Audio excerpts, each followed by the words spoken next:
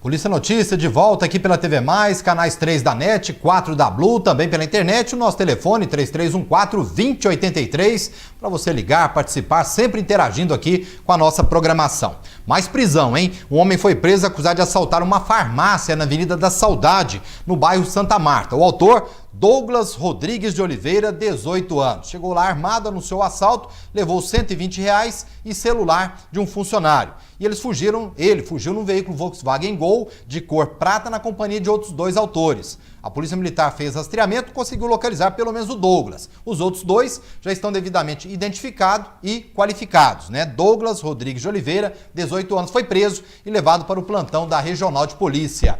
Tráfico de drogas na rua São Pedro, 1273. Lá tem um ponto de droga, viu? Rua São Pedro, 1273, no bairro Parque São Geraldo. Foi preso lá o autor Carlos Alexandre Silva, 31 anos. E, para variar, foi apreendido um menor de 14 anos. Com eles, os policiais localizaram 10 buchas de maconha e cerca de R$670. Os autores, tanto maior quanto menor, já possuem várias passagens pela polícia e o Carlos Alexandre e o menor de 14 anos foram encaminhados para o plantão da Regional de Polícia. Falando aqui sobre as 2 assembleias que aconteceram na noite desta terça-feira na cidade de Uberaba, dos 2 sindicatos dos servidores públicos. Um dos servidores públicos da prefeitura e o outro do sindicato dos professores da rede municipal de ensino. Nós conversamos primeiramente com o presidente do sindicato dos servidores públicos municipais, o Luiz Carlos Santos. E ele fala para nós o que foi decidido com relação às 2 propostas feitas pelo prefeito com relação ao aumento salarial.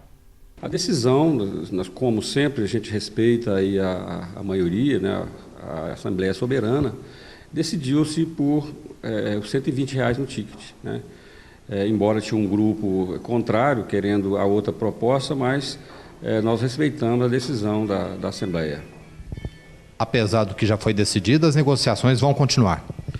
Nós fechamos essa negociação com a Assembleia, de que em julho nós promoveremos uma outra assembleia para retomar as negociações, porque na verdade nos pegou de surpresa essa súmula que estabeleceu aí o reajuste apenas no período no ano eleitoral. Então nós não fechamos a negociação, né? Nós vamos ver, inclusive, acompanhar o comportamento da Receita e nós vamos cobrar novamente do prefeito a partir de julho uma posição se há realmente um ganho. Nós tivemos aí o servidor aposentado, por exemplo, nos foi feito um compromisso ontem de que já uma minuta do projeto está pronta, vai ser encaminhada para a Câmara, para que os aposentados tenham os 2,93. Então, nós estamos buscando também um ganho para o servidor, porque, na verdade, o ticket quem aposenta não leva, né? O prefeito está anunciando até no fim desta semana uma reestruturação nos quadros da prefeitura. Uma das propostas é a demissão de funcionários públicos. Como é que você analisa isso? Olha, esses ajustes, segundo o prefeito, eles são necessários, inclusive, para angariar esse recurso para repassar para o servidor, que é em torno de R$1 milhão mês. A gente vê uma situação seguinte: em alguns casos, né, nós temos aí vários cargos comissionados, inclusive cargos políticos, que precisa sim ser revisto, né? Em outros casos, nós deveremos ter prejuízo, o servidor deverá ter prejuízo, aquele servidor que é de carreira, que tem alguma gratificação, ele também poderá ter essa gratificação cortada. Então, nesses aspectos, a gente vê como negativo, mas a gente vê como positivo a redução de cargo comissionado, inclusive cargos políticos, que às vezes não estão fazendo aquilo que realmente foram designados, né? Esse é o Luiz Carlos Santos, presidente do Sindicato dos Servidores Públicos Municipais. Não resta dúvida que a prefeitura está inchada de funcionários que trabalham e outros que nada fazem e outros que fazem nada e aí por aí vai. Então a expectativa até o fim de semana para o prefeito Paulo Pial anunciar como fará essa reestruturação, principalmente na demissão de alguns funcionários públicos aqui dos quadros da Prefeitura de Uberaba. Se por um lado o Sindicato dos Servidores Públicos aceitou a proposta de R$120 no reajuste no ticket de alimentação, a mesma proposta não foi aceita pelo Sindicato dos Educadores Municipais. Nós conversamos com a Dislau Leite e ele falou para nós como foi a aceitação da proposta durante a Assembleia. Dislau, o que foi decidido na Assembleia? A Assembleia decidiu por acatar, né, o reajuste de 2,93% nos salários e mais os R$45 no ticket, né? porque nós entendemos, né, a categoria entendeu que é mais vantajoso porque nós vamos ter o reajuste no salário, embora seja de 2,93, muito diferente daquilo que o MEC anunciou, que seria 11,36%. Né? Mas nós temos que lembrar que esses 2,93 ele vai incidir sobre todos os vencimentos, né, do servidor. Ou seja, no caso da educação, o professor que tem uma hora-aula excedente, que tem uma dobra de turno, vai incidir os 2,93. Lá no final do ano, isso também vai vir sobre as férias, sobre o 13º, né? Então, analisando isso, a categoria concluiu que seria mais vantajoso. Por isso, essa decisão difere do que foi aceito pelo presidente do Sindicato dos Servidores. Eu não sei se seja por isso, porque as assembleias foram realizadas em separado, né? E a gente não sabe o que foi apresentado lá para a categoria. Ou seja, a gente sabe o que foi apresentado, mas a gente não sabe a forma como que foi feito isso, né? Então, nós não podemos fazer uma análise, né, daquilo que aconteceu lá. O restante que estava sendo reivindicado será solicitado na Justiça? Com certeza, né? Nós já falamos com o nosso assessor jurídico e foi decisão da Assembleia também de acionar judicialmente a Prefeitura, cobrando já essa diferença.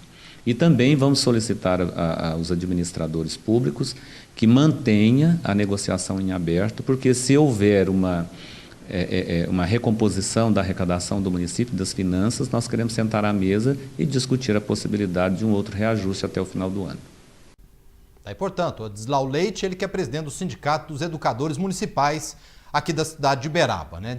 Aceitou diferentemente a outra proposta apresentada pelo prefeito, que foi o reajuste de R$ 45,00 no ticket alimentação e o aumento aí de 2,98% no salário. Então ele entendeu uma coisa, já o presidente do sindicato, o Luiz Carlos, né, entendeu outra, né, o Luiz Carlos Santos entendeu outra, então os dois se divergiram com relação à aceitação das propostas, embora fizeram manifestação juntos na semana passada lá no centro administrativo. Bom, a última informação que nós temos, uma paralisação temporária dos funcionários dos Correios na cidade de Uberaba. Cerca de 50 funcionários pararam as atividades e a categoria quer aí a contratação imediata de mais funcionários para os Correios. A situação está complicada. Nós conversamos com o Volney Capoli, ele que é presidente do Sindicato dos Trabalhadores dos Correios. Ele fala para nós como está a situação na cidade de Uberaba. Não só na cidade de Uberaba, mas em todo o território nacional, a gente sofre demais com a falta de contratações. Tivemos um trabalho de pedia da empresa, que é o pedido de demissão incentivada, onde vários colegas de trabalho aderiram a essa demissão voluntária, sem que fossem repostas as vagas para esses trabalhadores. E hoje a gente sofre com essa defasagem de pessoal. A questão dos bairros novos na cidade de Uberaba tem contribuído, inclusive, para a demora na entrega? Essas áreas de expansão, elas têm ocasionado o acúmulo de correspondências e vários desses locais a gente entende que deveriam ter o trabalho regular de entrega dos carteiros. Mas com essa falta de pessoal, o que a gente tem visto é o famoso DDA, distribuição domiciliar alternada, onde o carteiro vai um dia e depois sabe-se Deus quando é que ele volta para entregar novamente. A questão da internet, ao contrário do que muitos pensam, tem inclusive contribuído para o trabalho mais excessivo dos carteiros? Exatamente. Várias encomendas são feitas via internet.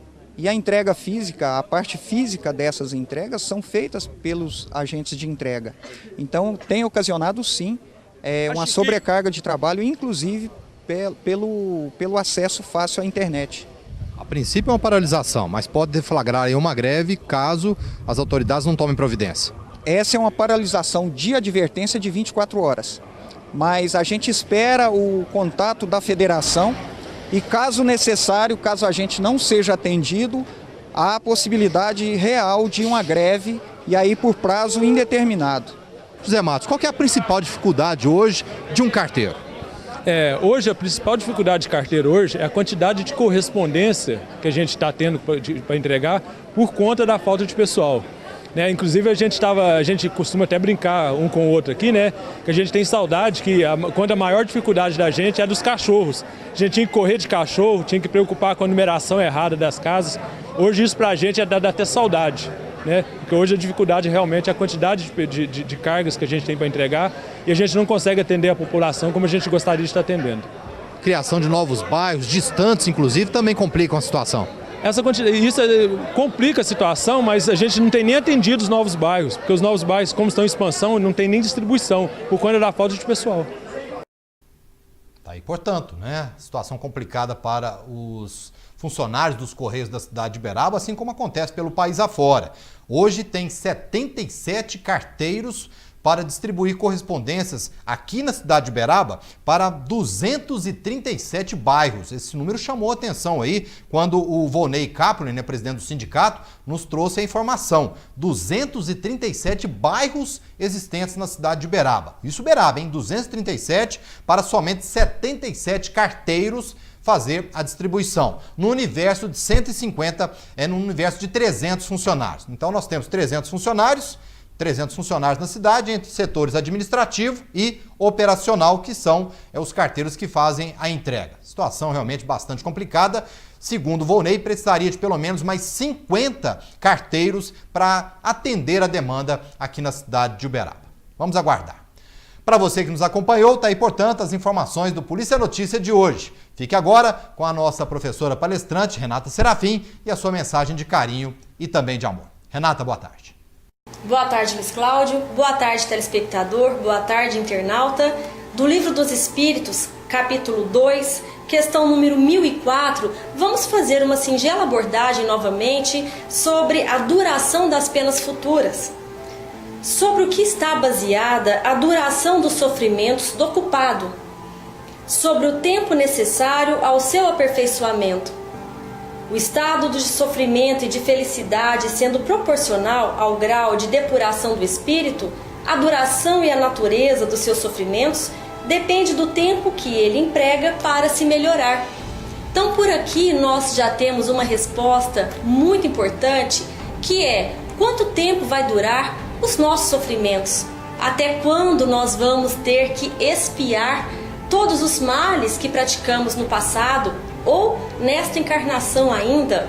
E a resposta é muito clara: enquanto estivermos praticando o mal, vamos continuar sofrendo, porque estamos fugindo das leis divinas, estamos fugindo dos ensinamentos do nosso irmão maior Jesus, estamos nos aproximando mais de espíritos infelizes, daqueles que nos levam ao erro, que nos ajudam, na verdade, que nos influenciam, porque as ações são inerentes dos nossos pensamentos. Muitas vezes nós culpamos os nossos irmãos desencarnados, obsessores, como os culpados das nossas falhas, mas não é bem assim. Nós temos o direito de errar, nós temos o conhecimento para acertar ou para errar também. Nós temos o livre-arbítrio, como já falamos muitas vezes, para podermos escolher qual caminho vamos seguir. E depois disso tudo, de todas as lições que os Espíritos nos esclarecem, se continuarmos ainda no caminho do mal, se continuarmos ainda por querer, errando, sabendo dos malefícios disso, vamos ter que assumir a nossa própria culpa, assumir os erros, a perceber que estamos no caminho incorreto, que o nosso aperfeiçoamento moral está se distanciando cada vez mais dos planos que traçamos para nós. E nós não traçamos planos de sermos infelizes, de sermos tristes, de sermos doentes, sofredores, nada disso. Nós traçamos planos para sermos felizes, para sermos filhos de Deus, para sermos cristãos, para sermos irmãos, para sermos amigos, para sermos mãos que auxiliam, que se estendem para levantar aqueles que estão caídos. E não foi para isso que viemos, para tanto sofrimento, para tanta dor, mas buscamos isso tudo. Arrependemos? Sim, arrependemos. Então vamos reparar, vamos expiar, vamos aproveitar e agradecer a Deus que na sua infinita bondade e misericórdia nos deu esta oportunidade de fazermos estas reparações, de estarmos no caminho do bem, auxiliados pelo nosso anjo da guarda, pelos nossos familiares, por tantas pessoas que nos querem bem. Pense nisso, fiquem com Deus e até o nosso próximo encontro.